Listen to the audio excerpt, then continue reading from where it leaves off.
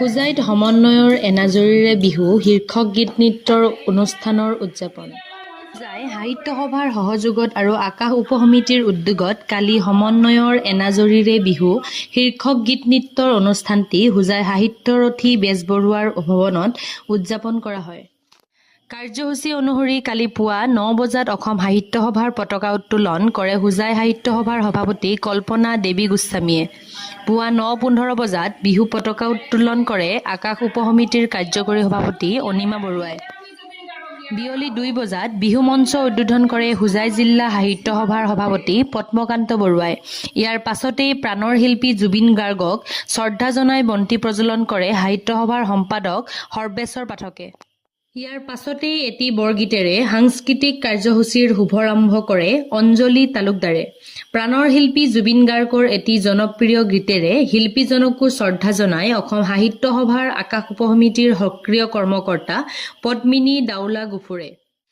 ইয়াৰ পাছতেই অনুষ্ঠানত বিহুৰ বিষয়ে বক্তব্য প্ৰদান কৰে অসম সাহিত্য সভাৰ কাৰ্যনিৰ্বাহক সদস্য অনুপ কুমাৰ বৰঠাকুৰ, অসম সাহিত্য সভাৰ প্ৰাক্তন কাৰ্যনিৰ্বাহক তথা হোজাই সাহিত্য সভাৰ প্ৰাক্তন সভাপতি ডক্টৰ শামছুল হকেও বিহুৰ বিষয়ে বক্তব্য আগবঢ়ায়।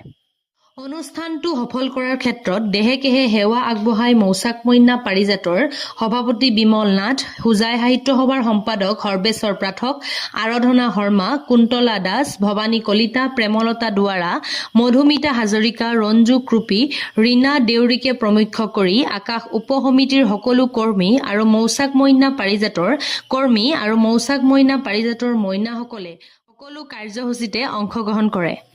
অনুষ্ঠানত আঁত ধৰে আকাশ উপসমিতিৰ আহ্বায়িকা প্ৰীতিৰেখা দাস আৰু কাৰ্যসূচী পৰিচালনা কৰে কাৰ্যকৰী সভাপতি অনিমা বৰুৱাই। পশ্চিম কাৰ্বি আংলঙৰ পৰা নাৰায়ণ বৰুৱাৰ report, Assam daily life. Hojai সাহিত্য সভা, আকাশ উপসমিতি আৰু মৌচাক মইনা পাৰিজাতৰ যৌথ প্ৰচেষ্টাত আজিৰ অনুষ্ঠানটো উদযাপিত হ'ল। মই আচৰিত হৈছোঁ, সকলোৱে ইমান সুন্দৰকৈ সহযোগ কৰিছে।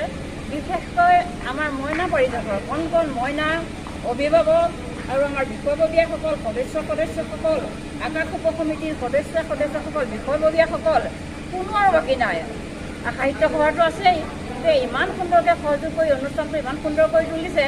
এতিয়া কিমান ২টা বজাতে আৰম্ভ হোৱা অনুষ্ঠান, এতিয়া শেষ এতিয়া ৭টা বাজিল। এতিয়ালৈকে অনুষ্ঠানটো ইমান সুন্দৰকৈ কোনো মানুহ ক'লৈকো লৰচৰ হোৱা নাই। ইমান সুন্দৰকৈ অনুষ্ঠানটো চলিলে। এয়া সঁচাকৈ আমাৰ অসমীয়া সংস্কৃতিৰ বাবে আমি শুভ ইংগিত বুলি ভাবিছোঁ। সুন্দৰ হৈছে, কাৰণ বিহু আজি জুবিন গাৰ্গৰ মৃত্যুৰ পিছত সকলো মানুহ ম্ৰিয়মাণ হৈ আছিল। জুবিন গাৰ্গৰ বিয়োগত সকলোৱে অন্তৰত এটা আঘাত লৈ আছিল। তথাপি আমাৰ সংস্কৃতিকটো আমি ৰৈ যাব নোৱাৰোঁ। সংস্কৃতিকটো আমি যেনে তেনে আমি চলাই নিব লাগিব, এইটো আমাৰ নিয়ম পৰম্পৰা। গতিকে এই সংস্কৃতিটো চলাই নিবলৈ যাওঁতে আমাক যে সকলো লোকে ইমান সুন্দৰকৈ সহযোগ কৰিছে। জেং বিহু, তাৰপিছত জনগোষ্ঠীয় বিহু আৰু বিহুসুৰীয়া নৃত্য, দিহানাম, তাৰপিছত বিহুগীত, কবিতা আবৃত্তি, কণ কণ মইনা সকলোৰে বিহুগীত, দলীয় নৃত্য, সকলো অনুষ্ঠানৰ সহযোগত মানে গোটেই অনুষ্ঠানটো এনেকুৱা হৈ পৰিছে যেন এখন যেন সুন্দৰ ফুলনি, তাৰ যেন সুন্দৰ সৌৰভে সকলো দৰ্শকক যেন আপ্লুত কৰি ৰাখিছে।